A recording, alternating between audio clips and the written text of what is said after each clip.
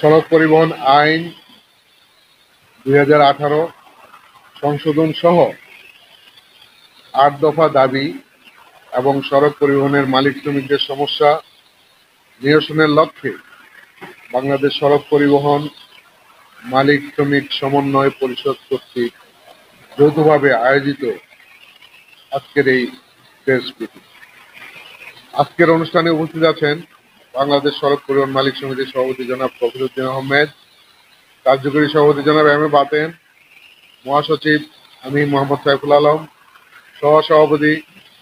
আজি Mohammad Tofazzal Hossain Majumdar, Bangladesh bus truck owners অ্যাসোসিয়েশনের chairman জনাব রমেশ চন্দ্র ঘোষ, সহসাধারণ সম্পাদক জনাব এম হুমায়ুন কবির, সাবেক সাধারণ সম্পাদক জনাব কফিলউদ্দিন আহমেদ এবং সাবেক সভাপতি জনাব ফারুক তালুকদার সোহেল, বাংলাদেশ সড়ক পরিবহন শ্রমিক ফেডারেশনের সভাপতি জনাব আব্দুর রহিম দুদু, সাধারণ সম্পাদক জনাব হুমায়ুন কবির খান সহ আরও আমাদের বিভিন্ন জেলার থেকে এবং বিভাগ থেকে আগত কেন্দ্রীয় নেতৃবৃন্দ, ঢাকার স্থানীয় নেতৃবৃন্দ এবং মালিক ও শ্রমিক নেতৃবৃন্দ হয়ে আপনারা সকলেই অবগত আছেন যে বিগত 5ই আগস্ট 2024 আওয়ামী ফ্যাসিস্ট সরকারের পতনের পর হতে সারা দেশে বিশৃঙ্খল অবস্থায় পরিবহন ব্যবস্থাকে সুশৃঙ্খল রাখা এবং সড়ক পরিবহন পথে যাত্রী পরিবহন সেবা এবং পণ্য পরিবহন ব্যবস্থাপনা অক্ষুণ্ণ রেখে সুশৃঙ্খলভাবে সরকারের কার্যক্রমকে সহযোগিতা করার ক্ষেত্রে আমরা এ যাবৎ নিরলসভাবে দায়িত্ব পালন করে আসছি, যার ফলে অন্যান্য সেক্টরের মতো পরিবহন ব্যবস্থাপনায় বিঘ্ন সৃষ্টির জন্য পতিত আওয়ামী ফ্যাসিস্ট সরকারের নেতা শাহজাহান খান খন্দকার, এনায়েত উল্লাহ ও ওসমান আলী গংদের শত ষড়যন্ত্র মোকাবেলা করে পরিবহন ব্যবস্থাকে আমরা স্থিতিশীল রেখেছি। সম্প্রতি সরকারের নির্দেশনায় 20 ও 25 বছরের পুরাতন বাস ও ট্রাক সড়ক থেকে অপসারণের জন্য বিআরটি এর কার্যক্রম শুরুর প্রেক্ষিতে দেশের বিভিন্ন জেলা ও বিভাগের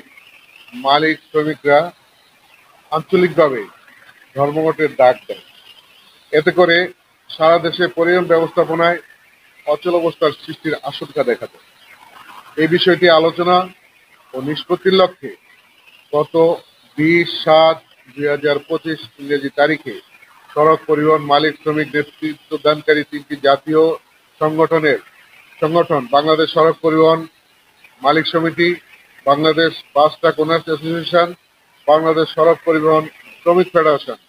এবং বিভাগীয় মালিক ও শ্রমিক নেতৃবৃন্দ সমন্বয়ে এক যৌথ সভা বাংলাদেশ সড়ক পরিবহন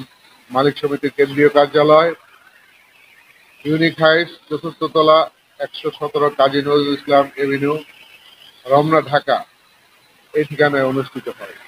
সভায় মালিক এবং শ্রমিক নেতৃবৃন্দ উক্ত বিষয়ে বিস্তারিত পর্যালোচনার পর মালিকদের ব্যবসায়িক স্বার্থ এবং শ্রমিকদের ন্যায্য অধিকার সমুন্নত রেখে সড়ক ব্যবস্থাপনাকে সচল রাখার জন্য নিম্নলিখিত দাবিসমূহ আগামী 15 কার্য দিবসের মধ্যে নিরসন করার জন্য সরকারকে লিখিতভাবে অনুরোধ জানানোর সিদ্ধান্ত হয়। আমরা সে অনুযায়ী সরকারকে অনুরোধ করেছি। উক্ত সময়ের মধ্যে দাবিসমূহ নিরসন না হইলে অপারগ হয়ে মালিক এবং শ্রমিকরা যৌথভাবে সারা দেশে পরিবহন ধর্মঘটে যাওয়ার সিদ্ধান্ত গৃহীত। দাবিসমূহ: